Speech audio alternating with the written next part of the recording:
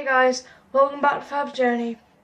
Before I proceed with this video, I just want to put out a trigger warning because today I'm going to be talking about self-harm. And now I want to make sure you guys stay safe, and I don't want to trigger any of you. So if you do not feel safe watching this video about self-harm, please click off now, because I want all my viewers to stay safe. But if you feel strong enough to watch this video, please watch. I welcome you to watch any other of my videos. But please, if you feel not strong enough to watch this video, because you feel you may be triggered by my talking about self-harm, please don't. The reason I'm going to do the misconceptions of self-harm today is because I think people need to know more about self-harm, because there's a lot of misconceptions going around about it. And I think the more people understand about self-harm, the more people are going to be able to open up about their issues surrounding it, and the more people are going to seek help. So I hope you enjoy this video, guys, and please check the information down below, because there will be a trigger warning down there, and also tell you about what this video is going to be about.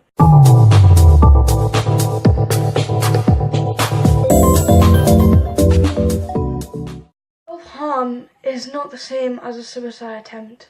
Even though it may mean that people who self-harm may be at a higher risk of suicide, it doesn't mean that they're trying to end their own life. They're basically trying to cope with a temporary problem, and they find that that is the only way to cope, even though it is unhealthy.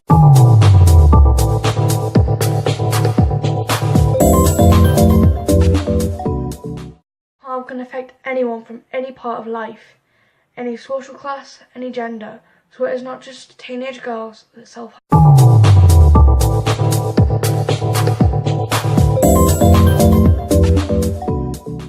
Suicide and self-harm are totally different. Suicide is a permanent solution to a temporary problem, where self-harm is just an unhealthy coping mechanism which people use to cope with their problems. But this does not mean that they have tried to end their own life, or that they are going to. At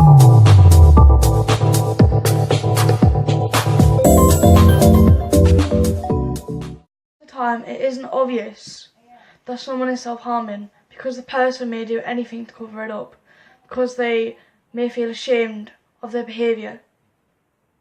So it is not obvious to see.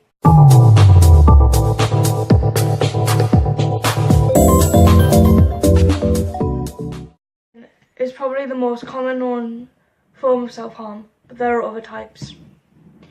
Anything can be considered self-harm if you're deliberately hurting oneself.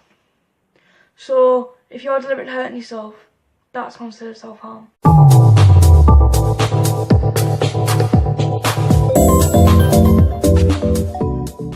Self-harm isn't a trademark, it isn't something to glamorise, it is a serious problem. It can affect anyone from any walk of life, even celebrities. People like Demi Lovato have owned up to their struggle with self-harm, so it just shows that it can affect anyone.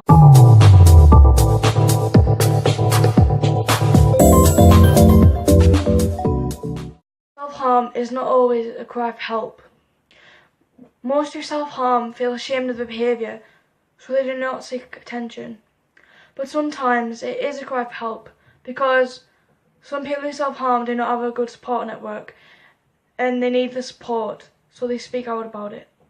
So what we should do, instead of judging them, thinking they want attention, we should try and help them find the support they need to deal with their issues surrounding self-harm.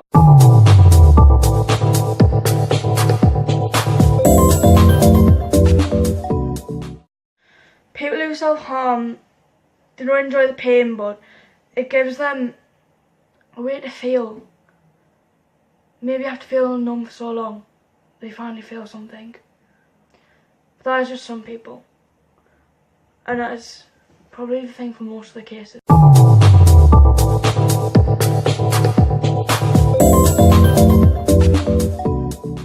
Self-harm do not need to be hospitalised. Most of the time, self-harm can be treated at home.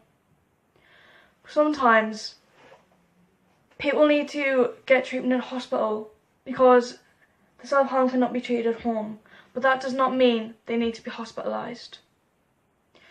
There is a big difference between someone who is psychotic and someone who self-harms.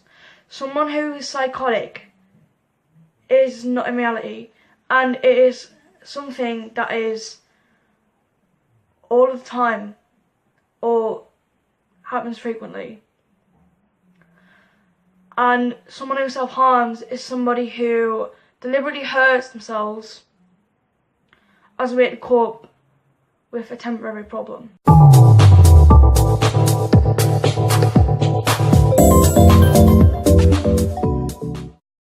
Some people who self-harm do have a mental health condition, such as depression, among others. But some use it as a way to cope with temporary problems, even though it is an unhealthy coping mechanism.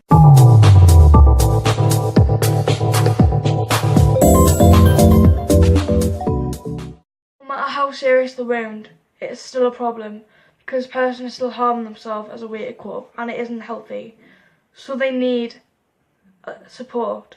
They need to find other coping mechanisms to work through their issues. So no matter how serious, it is still a problem. Whether they need medical attention or not, it is a problem. And they need support. And the sooner people realise that, then the more people are going to seek help and know it's okay.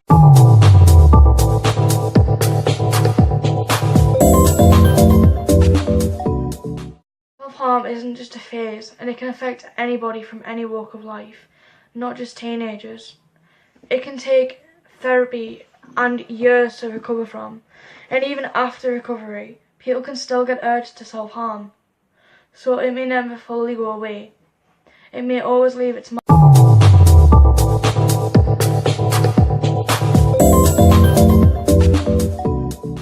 People who self-harm do it as a way to cope. They don't do it to manipulate people. Many times they don't want to hurt people they love. That's why they hide it and don't speak out about it, because they don't want to hurt those they love.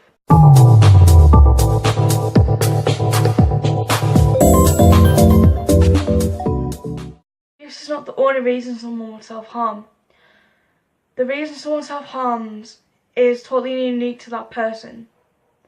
So people should not assume that it is just abuse that would cause someone to self-harm. It can be loads of things, not just abuse.